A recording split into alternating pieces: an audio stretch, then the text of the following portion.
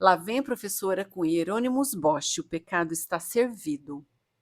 Somos o reflexo da sociedade em que vivemos, em geral moldados pelo espírito do nosso tempo. O homem contemporâneo é estimulado a viver como se não houvesse amanhã, numa busca por gratificação e prazer imediatos.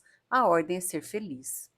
Mas na época do pintor Flamengo Hieronymus Bosch não era assim, porque o homem medieval pautava sua vida pela religião e pela espiritualidade, que ancoravam seus valores e condutas. A ordem era se preocupar com a vida após a morte. E ninguém melhor que Bosch representou o tormento eterno, destinado aos que cediam às delícias e fraquezas do pecado. Uma das suas obras-primas, Os Sete Pecados Capitais, foi realizada para servir como tampo de mesa, provavelmente encomendada por alguma ordem religiosa, e é assim que está exposta até hoje lá no Museu do Prado, em Madrid. A composição genial, organizada em círculos concêntricos, forma uma pupila que simboliza o olho de Deus que tudo vê. É quase uma imagem subliminar. Em torno, 4 círculos menores representam as últimas etapas da alma. No primeiro círculo, a representação de um moribundo que é aguardado pela morte atrás da cabeceira da cama, e por um anjo e um demônio que observam o desfecho. No outro círculo, Jesus Cristo aparece como juiz no Apocalipse, enquanto anjos tocam trombetas para despertar os mortos que levantam atordoados das suas sepulturas. Na sequência, os salvos são conduzidos ao paraíso e os condenados são representados no inferno, torturados por demônios horríveis. E no contexto medieval, nada disso era simbólico, viu? Eles realmente temiam a danação eterna. No centro da córnea, Jesus mostra suas chagas e a frase em latim: Cave, cave, Deus videte, cuidado, cuidado, Deus vê. Nas faixas, passagens bíblicas do Deuteronômio com mensagens similares. Os 7 pecados capitais, quem saberia me dizer quais são eles? Pois bem, são a gula, preguiça, luxúria, soberba, ira, inveja e avareza. Estão divididos em seções trapezoidais.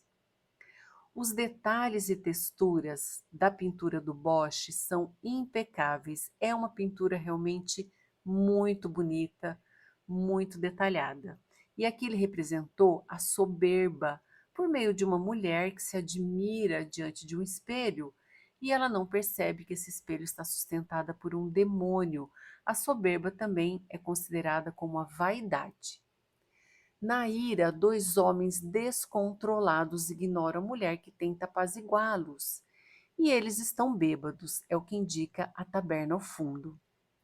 Os glutões devoram tudo que é servido. Sua relação com a comida é voraz, sem um mínimo de degustação.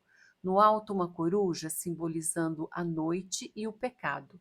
Como esse animal é recorrente nas pinturas do Bosch, é considerado uma assinatura.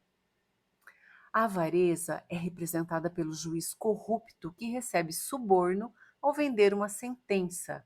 Será que alguma coisa mudou de lá para cá?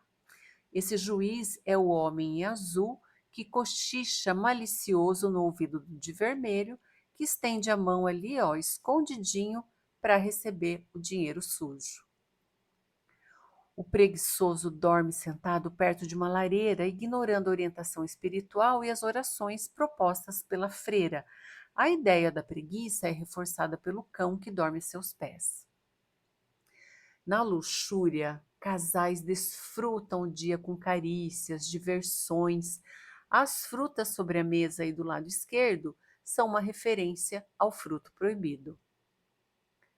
Nessa cena existe um interessante jogo de olhares. O casal ao centro olha com cobiça o jovem bem vestido que porta uma bolsa de dinheiro e um falcão. Esse jovem também olha invejoso para o casal apaixonado que troca juras de amor do lado esquerdo na imagem. E até o cão cobiça o osso acima dele. É muita inveja, né? Enfim, pessoal, em geral, nós olhamos o período medieval de modo estereotipado, desconsiderando sua riqueza cultural e intelectual. A abordagem pedagógica da pintura do Bosch é atemporal e dialoga com a atualidade, levando a reflexão sobre a relação do que era considerado pecado e hoje chamamos de outros nomes, porque tudo isso ainda faz parte do nosso espírito, da nossa psique, da nossa alma, não é mesmo? Então, hoje a gente não considera mais como pecado, mas nós chamamos isso de desequilíbrio emocional. Refletir sobre esses impulsos era imprescindível no passado, assim como é hoje, e a arte é uma ferramenta redentora para isso. Pessoal, eu espero que vocês tenham gostado. Se gostaram, deixe seu like, inscrevam-se no canal. Um abraço, que lá vai, professora.